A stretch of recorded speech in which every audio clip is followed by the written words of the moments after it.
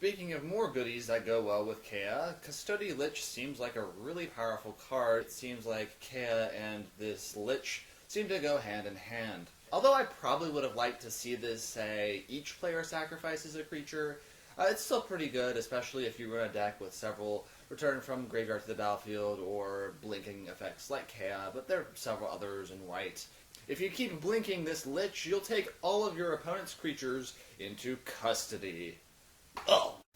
Moving on to some more reprints, we have a reprint of the iconic card Phyrexian Arena. This card is very well liked simply because it provides extra card advantage for the low cost of 1 life per card. Great in EDH decks, and it's actually quite good in other constructed formats as well. The thing that really confuses me about this set is it's got Inquisition of Kozilek and Phyrexian Arena, so I guess this is kind of a time spiral-like effect of this set, apparently. Another iconic card that a lot of people don't really recall is Burgeoning. This is a sweet card in EDH, but it's actually really good in any format that involves multiple players. Getting an additional land for each time a player makes a land drop is quite nice, and it definitely gives Rampant Growth a run for its money, especially in multiple player games. Next up is a reprint that I think everyone has been asking for at least 5 years now, and that's Serum Visions. This $10 common, or at least it has been $10 at one point in time since Modern has become a thing, is reprinted for Conspiracy 2, and it's quite nice to see. Although I don't really know how well Serum Visions is going to be faring in multiplayer drafts. I usually don't play Serum Visions in multiplayer games in general. It's not terrible for those kind of situations, but there are definitely better things you could play. But still, it's nice to see, and I think modern players are going to be excited for it. Like Marchesha, we also have the return of another iconic legend from Conspiracy, this time in the form of a Planeswalker. Already, the ingenious Iconoclast seems to be giving Red and Black a more artifact-flavored theme, giving you tokens or even allowing you to destroy creatures at the price of sacrificing artifacts.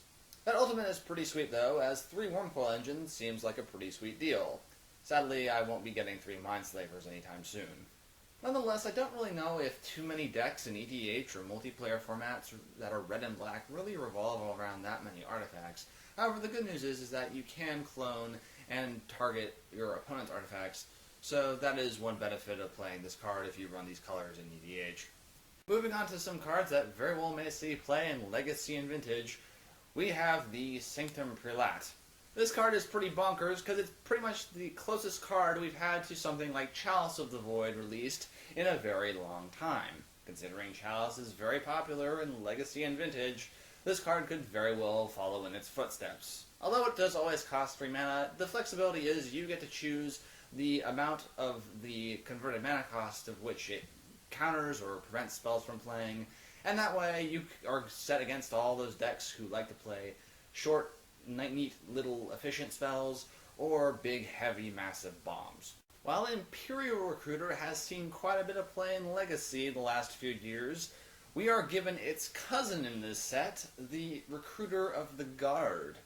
The only difference between these cards is that Recruiter of the Guard actually checks the creature's toughness that you search for, rather than its power. Considering these formats have so many creatures throughout the history of Magic the Gathering, there likely will be a deck that this is used in. I mean, Imperial Recruiter has found a home in several decks over the years, and this will be no different. Hopefully it won't be $300. Legacy and Vintage have been known for several cheap, efficient cards that draw us multiple cards. Leovold, the Emissary of Trest, likely will see some play in those formats. While acting as a draw nuker by preventing your opponent from drawing multiple cards in a turn, Leovold also gives you some potential value by, well, making every one of your permanents an additional value machine, giving you extra cards if your opponent doesn't like your board state.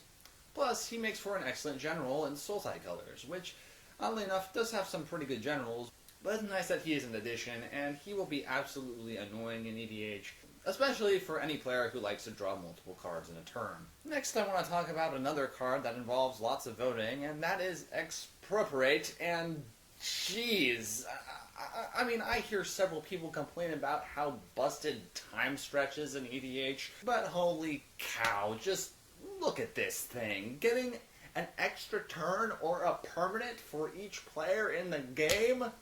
I mean, and you're guaranteed at least one turn considering you are part of the voting process.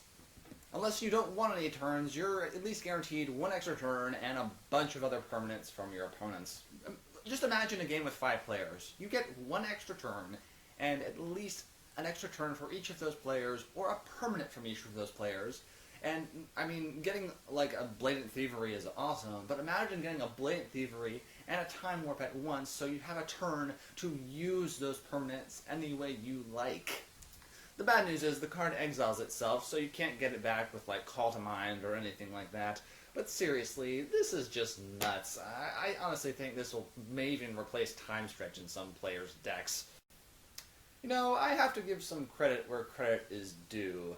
Wizards has been very, very good at following our requests for what creatures and card types we expect from sets. After all, they did give us the Innistrad blocks, which featured several classic monsters like vampires and werewolves in the way they were meant to be represented.